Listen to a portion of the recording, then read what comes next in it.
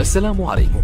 لا تنسوا الاعجاب بالفيديو والاشتراك في القناة تشجيعا لنا لنستمر بنشر المزيد ان شاء الله. أنا أذكى طفل في العالم. اسمك ايه بقى؟ كريم حسام مجدي. ما شاء الله. طب انت يا عم كريم خدت كام هديه؟ 750. 750 جنيه؟ ما شاء الله. صرفت كام بقى منهم؟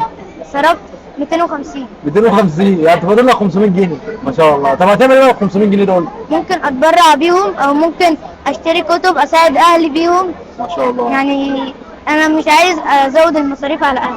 ما شاء الله. ما شاء الله. انت ممكن تجيب لنفسك كتب؟ والله؟ أعتمد بدل على ما نفسي. تصرفهم. اه. يعني الشباب اللي بيصرف اللي هو بيصرف الفلوس دي كلها ده تقول له ايه؟ أقول له استثمر في فلوسك يعني. ما شاء الله. يعني مثلا لو هتجيب حاجة جيب حاجة تفيدك ما شاء أو الله. تفيد أي حد تاني، مش المفروض تفيدك أنت بس. ما شاء الله. ربنا يبارك لك. طموحك ايه بقى؟ نفسي أطلع ظابط. تطلع ظابط. انت كده اسكندريه كلها ظباط.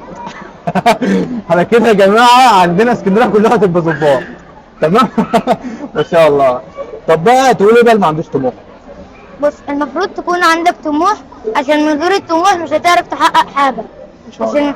عشان المفروض يكون لك طموح عشان لو اشتغلت على الطموح بتاعتك المفروض تحققها. ما شاء الله. ربنا يبارك لك. تصلي بقى؟ أكيد. ما شاء الله. طب تقول ايه بقى اللي ما بيصليش بقى؟ لا، صلي عشان أول حاجة تتسأل عليها في يوم القيامة الصلاة. ما شاء الله. ربنا يبارك لك. شكرا يا عم كريم.